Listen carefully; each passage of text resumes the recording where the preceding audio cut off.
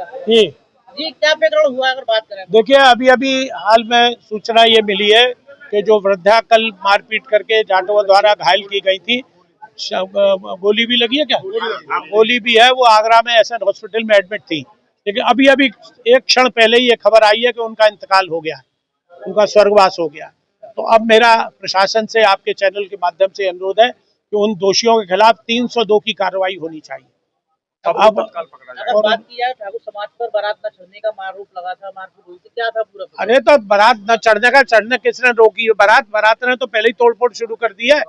जब वहाँ आक्रोश पैदा हो गया तभी तो उसका एक्शन का रिएक्शन हुआ है। तो इन्होंने जानबूझ के बारात पहले नहीं चढ़ी है।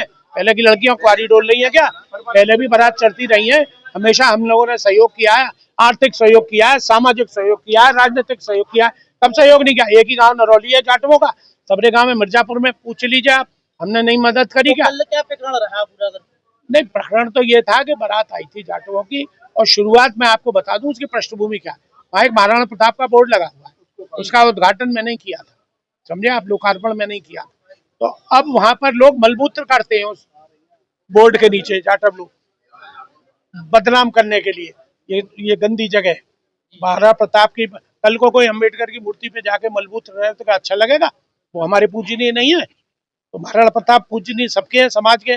आज मैं तो हमेशा कहता हूँ, सिर पे अगर चोटी और शरीर पर जने हुए तो महाराणा की देन है। तो आज तुम उस समाज के सनातन की बात कर रही है सरकार, धर्म की बात कर रही है सरकार, मंदिर मस्जिद की बात कर रही है सरकार, और फिर भी ऐसे महापुरुष के आगे उनके खिलाफ तो बहुत पहले कार्रवाई होनी चाहिए थी। तो ठाकुरों को पीड़ा इस बात की थी, तो आक्रोश होना एक स्वाभाविक बात है। लेकिन हमें किसी बच्ची का सुहाग मिटा के या सुहाग स्थगित करके, निलंबित करके कोई शौक नहीं है।